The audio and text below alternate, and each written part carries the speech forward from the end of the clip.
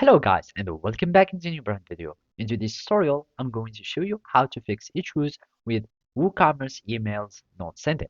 So make sure to watch the video to the end and follow these simple steps. So first, make sure that you are on the WordPress admin panel, and after that, we will need just to start checking our WooCommerce settings so we can make sure that everything is working good.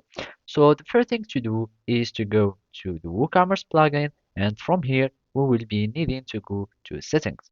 Then we will need just to go to our email settings, and from there, we can check from here in the emails tab if there is anything not working with our emails.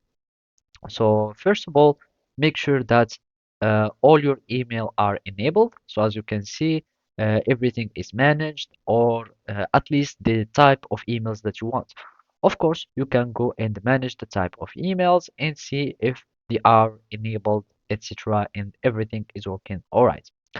And otherwise, you can just go here to the email sender option and make sure that your templates are working good and everything working all right.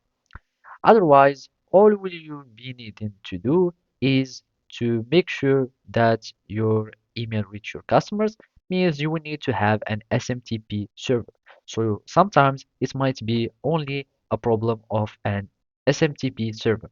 To make sure you can simply go to your status here in WooCommerce and basically you will be needing to check the status of your server. So from here we will see that already I have some sub clients and basically from these errors, you will have errors with your SMTP server if you have it already there. So what you need is to make sure that your servers or your email servers is working very good and that there is no problem with connections. And by this, you will be able to start sending emails again. So basically that's it. Thank you for watching and see you next time.